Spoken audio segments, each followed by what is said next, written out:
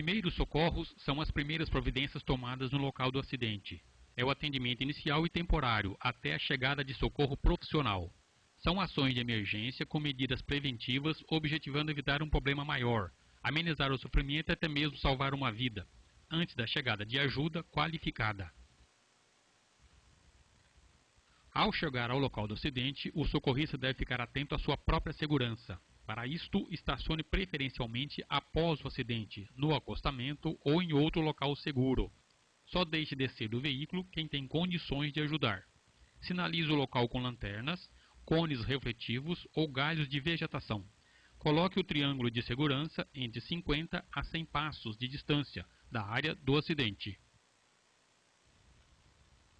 Não se aproxime do acidente com cigarro aceso e nem acenda fósforos para iluminar o local.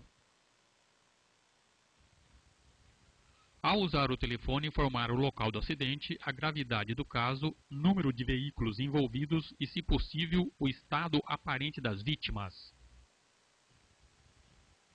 Solicite auxílio ligando para 190 Polícia Militar, 191 Polícia Rodoviária Federal, 192 SAMU, Serviço de Atendimento Móvel de Urgência em caso de acidente com vítima, 193 Corpo de Bombeiros, em caso de vítimas presas às ferragens.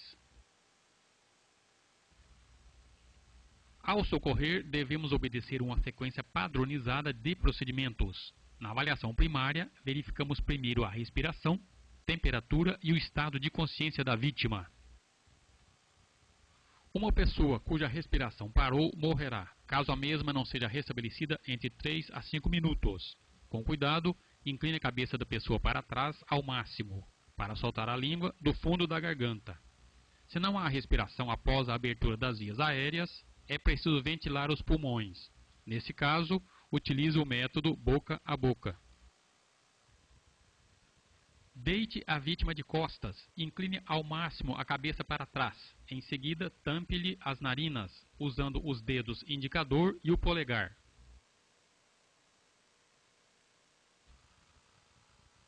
Encha bem os pulmões de ar e coloque sua boca sobre a da vítima, sem deixar frestas.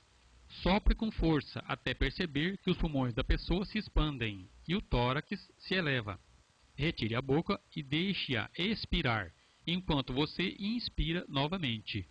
Repita esta operação num ritmo de 12 a 15 vezes por minuto. Em bebês com até 1 ano, abranja ao mesmo tempo a boca e o nariz da vítima. Febre é a elevação da temperatura corporal. Em caso de febre, a vítima pode ser socorrida com banho de imersão na temperatura corporal, compressa úmida e fria na testa, axilas, virilha e pescoço. Quando a temperatura corporal abaixa, chamamos de hipotermia. Nesse caso, devemos aquecer a vítima com cobertor e dar-lhe para beber líquidos quentes.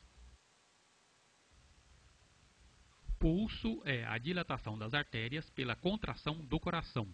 Verifique a pulsação usando os 2 dedos na artéria carótida ou radial. Não use o polegar, pois ele apresenta pulsação também. Pulso fraco e a pele pálida é sinal de estado de choque. Se não houver pulso, pode indicar parada cardíaca. Na parada cardíaca, os lábios e as unhas ficam imediatamente azulados, as pupilas dilatadas e a vítima apresenta palidez acentuada. Execute imediatamente a massagem cardíaca. Localize a metade inferior do osso externo, subindo 2 dedos a partir do início da costela. Coloque a base de uma das mãos neste local e a outra mão sobre a primeira. Mantenha os braços esticados e pressione com bastante vigor, comprimindo o coração de encontro à coluna vertebral. Repita esta operação de 60 a 100 vezes por minuto. Em bebês com até 1 ano, faça a massagem cardíaca usando 2 dedos. Em crianças, use apenas a base de uma das mãos. Na parada cardiorrespiratória, a vítima, além de não respirar, sofre parada cardíaca. Aplique a RCP, a reanimação cardiopulmonar, executando 15 compressões torácicas para 2 insuflações. Estado de choque é o estado de depressão do organismo devido a falhas circulatórias, hemorragias, lesões graves, intoxicações, infecções ou até mesmo ataque cardíaco. Os sintomas são pulso rápido e fraco, palidez acentuada, suor na testa e palma das mãos, pele fria e pegajosa, respiração curta, rápida e irregular e agitação. Como proceder com a vítima em estado de choque? Realize um rápido exame da vítima. Conserve a vítima deitada, com a cabeça mais baixa que o tronco. Levante as pernas da vítima cerca de 30 centímetros. Afrouxe a roupa em volta do pescoço, no peito e na cintura. Mantenha a respiração e agasalhe a vítima. No caso de desmaio, os sintomas são palidez, tontura, frio, corpo amolecido e sem força. Deite a vítima com a cabeça mais baixa que o corpo ou no mesmo nível. Se possível, mantenha as pernas ligeiramente levantadas. Desaperte as roupas e aplique compressa fria no rosto e na testa. Análise da cor da pele. Avermelhada, início de envenenamento por monóxido de carbono. Azulada, queda de oxigenação por obstrução das vias aéreas. Pálida, estado de choque e doenças cardiovasculares. Dilatação e reatividade das pupilas. Quando as pupilas apresentam-se contraídas, trata-se de miose. Midríase, quando as pupilas estão dilatadas. No traumatismo craniano ou derrame cerebral, uma pupila fica dilatada e paralisada, enquanto a outra fica normal. Na parada cardíaca ou morte, as pupilas ficam dilatadas e não reagem à luz. A avaliação secundária é o tratamento dado à vítima consciente. O socorrista deve observar se existem ferimentos na cabeça, tórax ou no abdômen, queimaduras, fratura nos braços e pernas e ainda se há suspeita de lesão na coluna. Ferimentos na cabeça podem deixar a vítima agitada, nervosa, às vezes inquieta ou o inverso, deprimida, sonolenta e podem levar ao coma profundo. Ao socorrer, mantenha a cabeça mais alta que o corpo, coloque sobre o ferimento gaze ou pano limpo, pressione levemente para estancar a hemorragia. Se a vítima apresentar estilhaços de vidro nos olhos, você deverá tampá-los com panos limpos e levá-la para o hospital. Não tente retirar os estilhaços, pingar colírio ou lavar os olhos. Ferimentos abertos no tórax devem ser cobertos com gaze ou panos limpos, para evitar a entrada de ar nos pulmões. No caso de ferimentos abertos no abdômen, não tente recolocar na cavidade os órgãos expostos.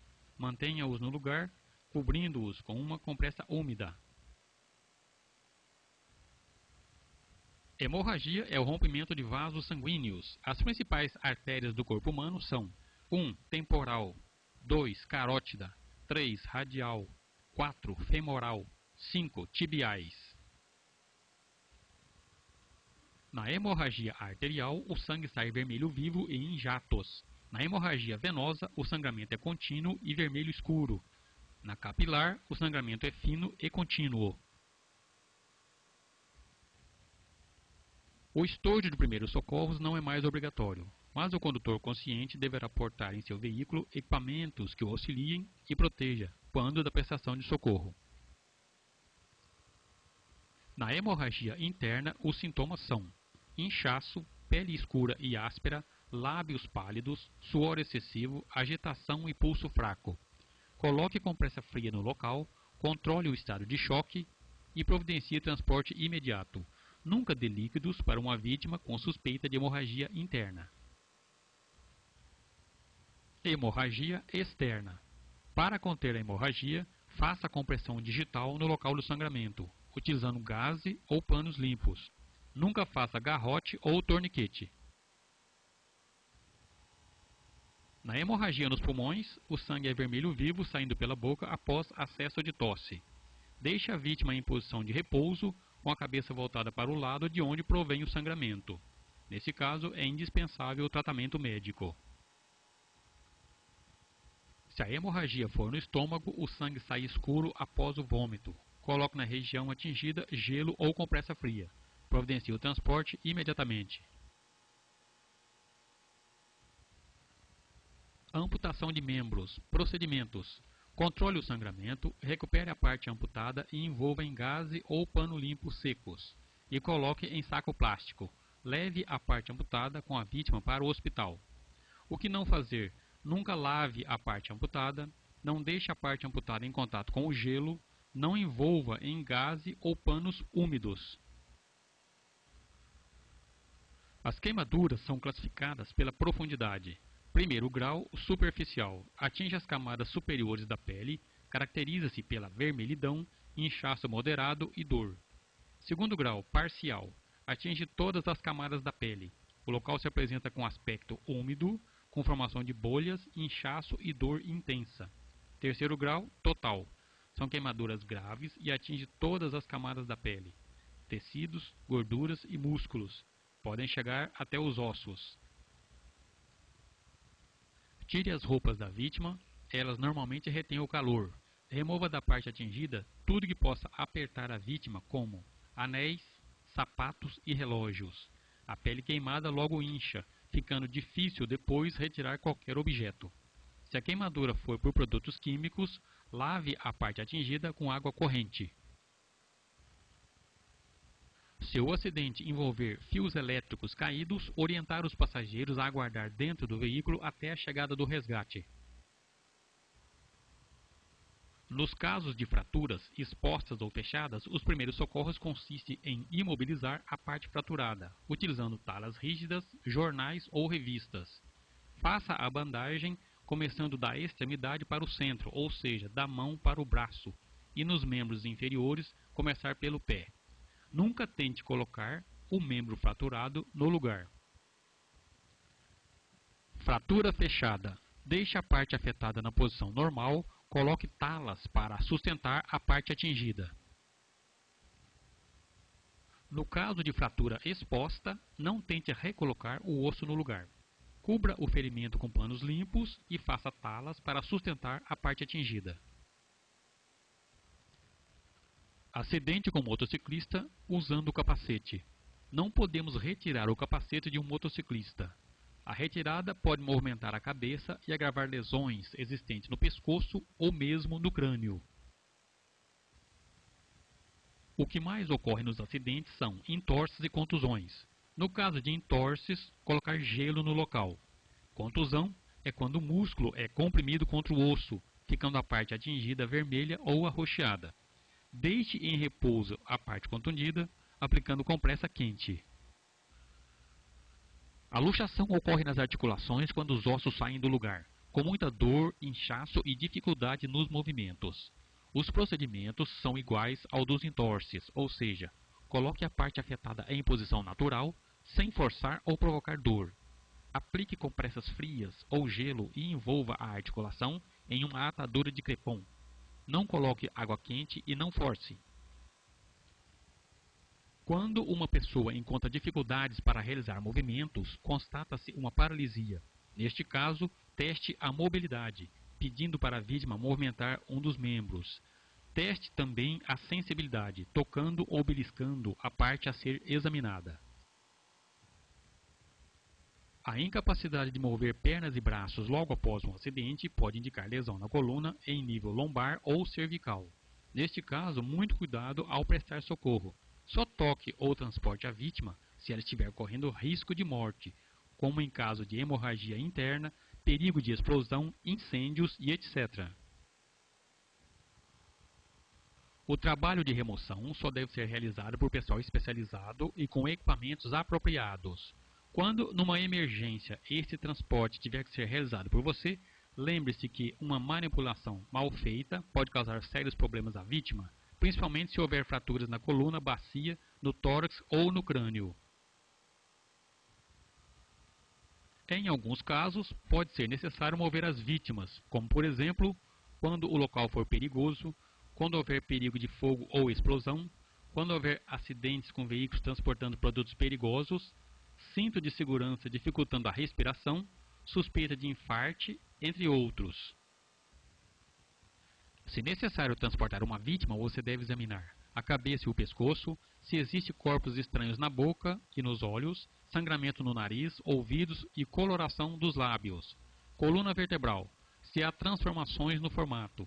Tórax, membros inferiores e superiores, e se há ferimentos, fraturas ou dificuldades respiratórias.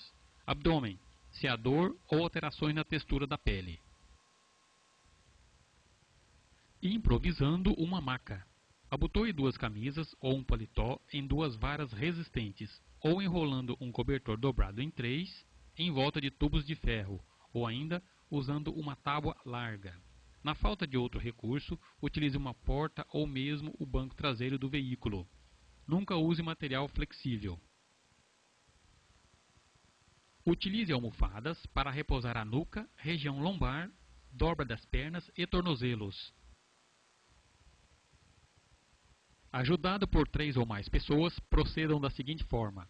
A primeira pessoa segura a cabeça, a segunda o dorso, a terceira as nádegas e coxas e a quarta as pernas e os pés. Todos, marcando o passo, lentamente a um só tempo, levantam a vítima e a colocam sobre a maca, tomando cuidados para não dobrar a coluna, a fim de evitar o agravamento da lesão. Transporte com cuidado e peça ao motorista para evitar freadas bruscas. Prestar socorro é um dever de todos e um ato de solidariedade humana. Lembre-se apenas do que você não pode fazer, para evitar o agravamento das lesões. Não movimente a vítima. Não faça torniquete ou garrote. Não tire o capacete de um motociclista. Não dê líquidos para a vítima ingerir.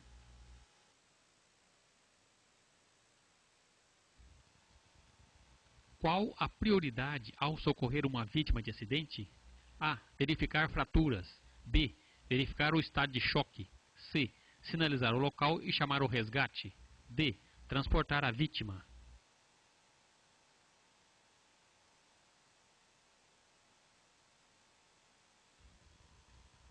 O que não se deve fazer em um acidente de trânsito? A. Abandonar a vítima de acidente com pretexto de fugir do flagrante.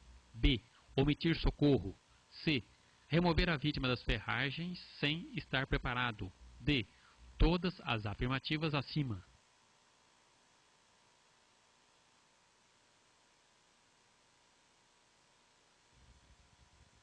Ao socorrer uma vítima com estilhaços de vidro no olho, você deve: A. Pingar colírio anestésico. B. Retirar com pinça os estilhaços de vidro. C. Tampar o olho da vítima e levar ao hospital. D. Lavar o olho com água e sabão.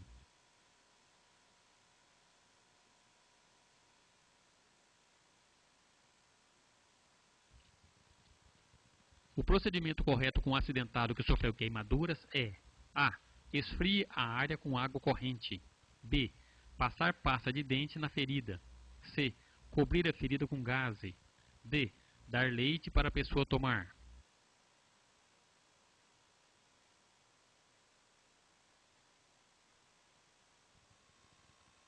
O SAMU foi criado para dar atendimento a qualquer tipo de emergência relacionada a exclusivamente aos acidentes de trânsito. B. A saúde, excluindo os acidentes de trânsito. C. Exclusivamente a pessoas que passam mal dentro do veículo. D. A saúde, incluindo acidentes de trânsito.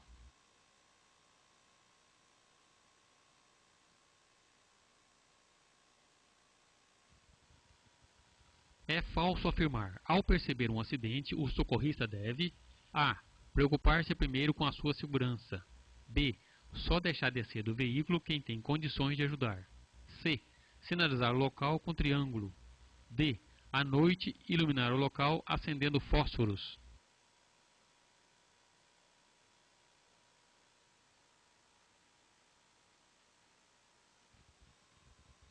São ações na realização de reanimação cardiopulmonar.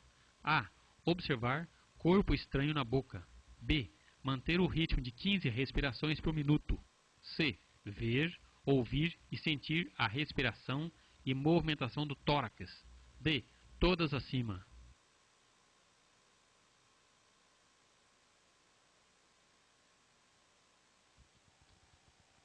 Uma pessoa que tem parada cardiorrespiratória morrerá, caso a respiração não seja restabelecida em A.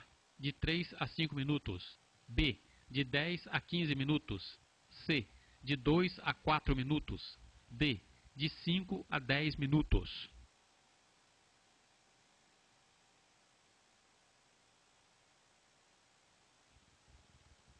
Indica a incapacidade de movimentar pernas e braços após um acidente. A. Traumatismo craniano. B. Politraumatismo. C. Lesão na coluna. D. Lesão na cabeça.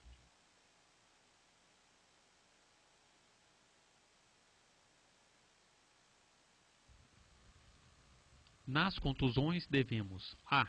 Aplicar compressa quente na parte arroxeada. B. Deixar em repouso a parte contundida e aplicar compressa de gelo. C.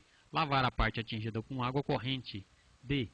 Enfaixar a parte atingida aplicando antes pomada antitérmica.